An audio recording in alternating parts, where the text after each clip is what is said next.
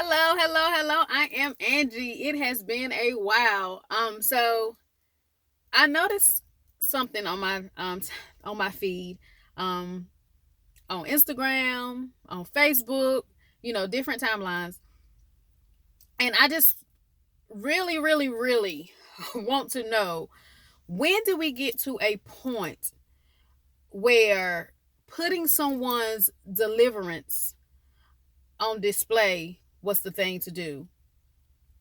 And what I mean by that is, as I said, I scroll through my timeline and I see that someone is laying out, pastors or whoever they are, speaking over them, trying to cast out spirits or whatever it is. I'm trying to get them their healing, and yet and still it is on display for the world to see. Because I recall in the Bible that Jesus would tell people, just tell them they were sleeping. Don't really let people know that I raised them from the dead. Go and tell somebody. When did we take away the power of sharing a testimony because we want to put it on display for everybody to see? I don't mean no harm. If that's what y'all subscribe to in y'all religion, that is fine. But at what point are we going to allow that person that finally got free their privacy? When are we going to allow that person that finally got free the moment to share their story with the world? We're putting these people out. They're laying on the floor. They're crying out. They're trying to be healed. And yet it's on social media for the world to see. So the intimacy of God is gone. When did we get to that point where it's, I'm anointed, watch me? It is not about you. Pastors, bishops, whoever you are, whoever is being used in that season to deliver that person, it is not about you. We need to quit glorifying ourselves and get back to the point where we give God all the glory. People can say what they want to say about me because I do not subscribe to tradition and I don't subscribe to religious practices. What I subscribe to is relationship.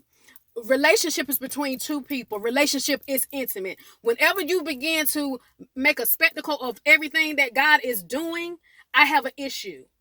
I don't care how many followers you have. I don't care if you this big name person that everybody want to come see. That has nothing to do with the power of God at work. That is all about you. That is all about you. And it's time out for it.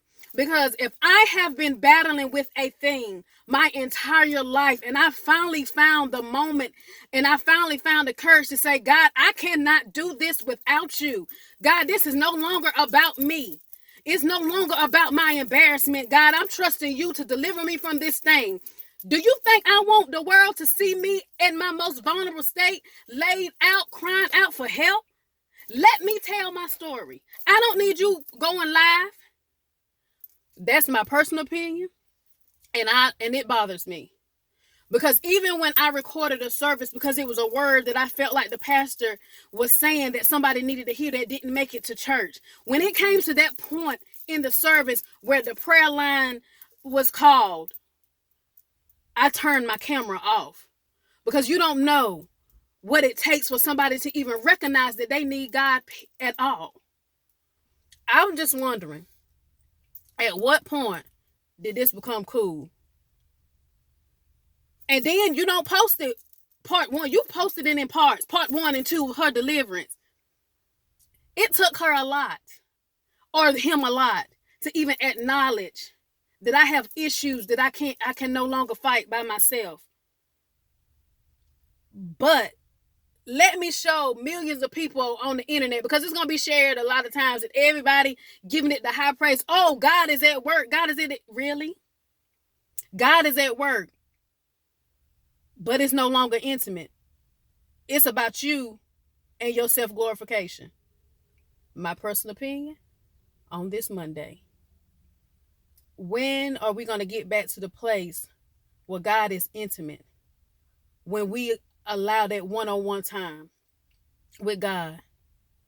It takes a lot for someone to come up and recognize an issue. Do you think that they really want all that on display for strangers to look? You already got people in the church that you may or may not know, so they already see that you're battling. But then you got eyes looking in that don't even know you, sharing your deliverance for everyone to see. Maybe that's what y'all do in y'all religion and y'all religious practices. But I don't subscribe to it in my relationship. Happy Monday.